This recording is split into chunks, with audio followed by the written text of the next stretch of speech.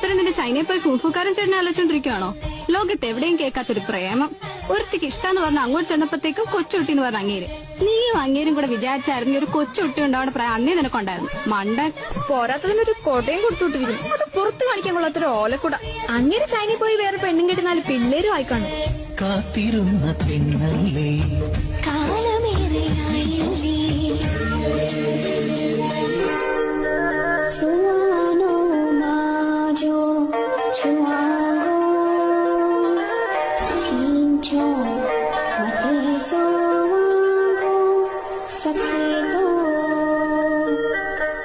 ച്യാ 참 ച്യാ